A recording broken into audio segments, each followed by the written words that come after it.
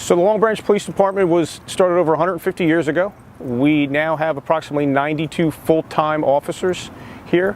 In the summer, since we are a short town, we hire quite a few Class 1 and Class 2 specials, approximately 50 each summer. And we're a very busy department, more so in the summer, but pretty much all year around. So today we're filming this at the Fallen Officers Memorial. I think that's important as we're talking about the Resiliency Award. It's important for our officers not only to be physically fit and to be safe on the street, but also to be mentally fit.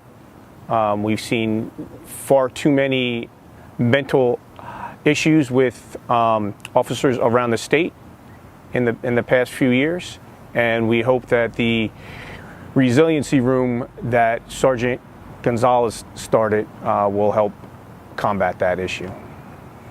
The Resiliency Room came into play was over a year ago. The Attorney General's office had training, and they basically told us that down the road they were going to have a resiliency program for the officers to train our officers. Probably about a month later, Sergeant Gonzalez came up to me and said, "Well, Captain, I would like to take this a lot further, and I would like to create a resiliency room." I told her I had bigger plans in mind, and I was trying to get a bigger room outside of our headquarters that wasn't being used to its fullest potential, I guess. First, the biggest reason is we didn't have the room inside of our headquarters. But the other reason is if our officers want to, I guess, de-stress, I don't think our headquarters is probably the best place. Because you come into our headquarters, there's always things going on, there's people moving around, and I don't think any of our officers would want to go into a room that's labeled a resiliency room, because I think a lot of them would be afraid to be labeled that maybe they need any type of help. I would like to make it, we call it a break room / resiliency room, so that our officers could go on break, and maybe they're there for a meal, or maybe they're there because they really need a few minutes to themselves. And like this, they're not going to be labeled that they went into the resiliency room in a negative way or anything like that.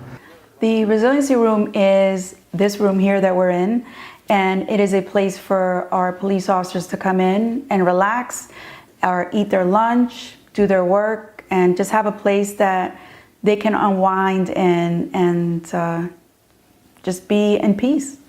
The idea came from something that was in my heart a while ago. I'm in health and wellness. I have a bachelor's in health and wellness, and I personally have experienced stress on the job, through my personal life, and my dream was always to have a place where people can go and relax.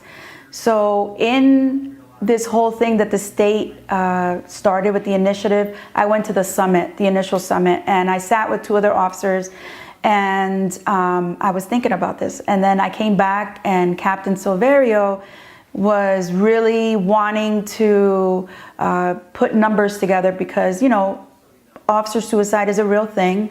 Officer stress is a real thing. And he wanted to make sure that there were programs already in place in case we needed them. He says, God forbid we ever need them, but he wanted to make sure that we had that. So the other officers, when they found out about the resiliency room, a lot of them were like, what can I do to help? And I think this is amazing. Of course, you're going to have people that are not going to say anything, because, you know, in this job, a lot of times you don't say anything. But then what I started seeing was there was trash in the trash can. And then I asked a couple people, I'm like, have you seen anybody going up there? Are they using it? And then I was like, I started feeling maybe that they weren't. And then one of my friends said, you know, they're using that room, and you should really be proud of yourself. And I was like, I'm proud of all of us, really, because this is not just me. In order for things to work together, it has to be everybody coming together to make it work. So I'm pumped. I'm pumped about it.